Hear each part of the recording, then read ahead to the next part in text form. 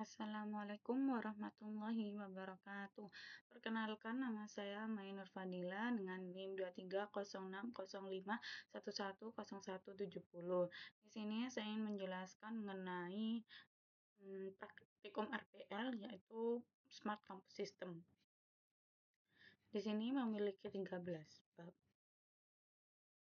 Bab yang pertama yaitu adalah pengumpulan kebutuhan software.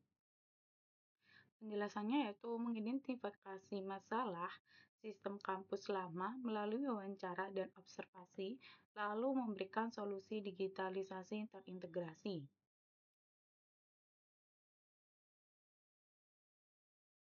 Nah, untuk rekomendasinya yaitu dengan digitalisasi pendaftaran, KRS, pembayaran, perpustakaan, dan keamanan kampus.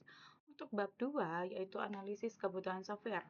Intinya yaitu daftar dan klasifikasi kebutuhan software fungsional, yaitu untuk pendaftaran, KRS, pembayaran, absensi, perpustakaan, dan keamanan. Untuk non-fungsional yaitu untuk keamanan data, ketersediaan 24/7, antarmuka, ramah pengguna. Prioritas ditentukan berdasarkan keterkaitan dan urgensi. Bab 2 sendiri yaitu untuk merinci kebutuhan fungsional dan non-fungsional software Smart Campus dan menetapkan prioritasnya. Untuk bab 3 yaitu untuk mendesain arsitektur sistem berbasis microservice agar efisien, fleksibel, dan aman.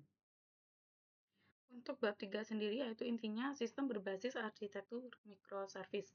Komponennya yaitu client layer, API gateway, microservice yaitu pendaftaran, keuangan, perpustakaan. Lalu ada database, cloud, dan monitoring. Lalu untuk teknologi yaitu RAG atau Vue, Node.js atau Python, PostgreSQL atau MongoDB, AWS atau GCP, JWT, dan lain-lain. Lalu untuk bab 4 yaitu menentukan output utama seperti KRS, slip pembayaran, dan laporan absensi dalam berbagai format digital. Yaitu untuk bab 4, intinya untuk menentukan output penting sistem. Contohnya KRS, slip pembayaran, laporan absensi, transkrip nilai, laporan keuangan, monitoring CCTV. Formatnya adalah tabel, grafik, PDF, dashboard, dan email. Untuk bab 5 yaitu mendesain input sistem seperti form KRS, pembayaran, kehadiran, dan data buku perpustakaan. Bab 5 yaitu menentukan data input utama dan desain formnya. Contohnya input KRS, pembayaran kuliah, absensi, nilai, peminjaman buku, laporan keuangan, aktivitas CCTV. Lalu untuk alatnya yaitu web form, drop-down, upload, dan checkbox. Lalu untuk bab 6 yaitu desain berbasis aliran data, yaitu untuk membuat data flow diagram atau DFD untuk menggambarkan aliran data dari entitas ke sistem dan antar proses. Yaitu bab 6 intinya, data flow diagram DFD dari input ke output proses utama. Lalu levelnya yaitu mulai dari konteks level 0 hingga level 3. Lalu entitas dan alirannya yaitu mahasiswa, dosen, bendahara, yaitu bendahara ke sistem akademik. Lalu ada keuangan, perpustakaan, dan keamanan. Lalu ada bab 7 yaitu desain berbasis aliran proses.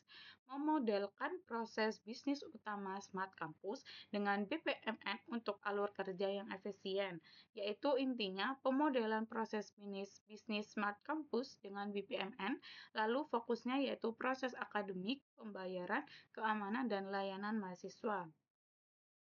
Lalu ada bab 8 yaitu tentang kamus data, yaitu menyusun kamus data berisi atribut, sumber, dan validasi setiap elemen data dalam sistem.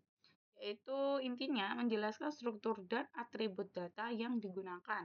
Elemennya nama, jenis, sumber, validasi, dan penggunaan data. Lalu contohnya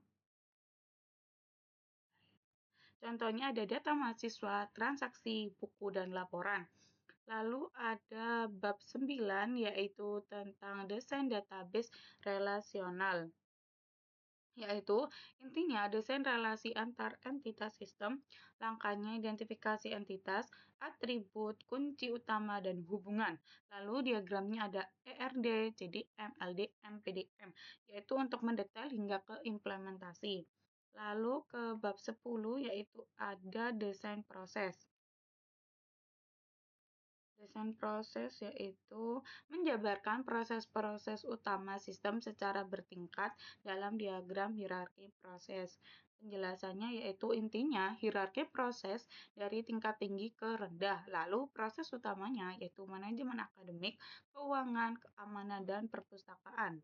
Lalu ada bab 11 yaitu desain antarmuka, yaitu mendesain tampilan antarmuka sesuai sesuai peran pengguna seperti mahasiswa, dosen, dan staf. Penjelasannya, inti mockup atau tampilan untuk peran pengguna, mahasiswa, dosen, pustakawan, bendahara, dan keamanan. Lalu tujuannya mudah digunakan dan sesuai kebutuhan masing-masing peran.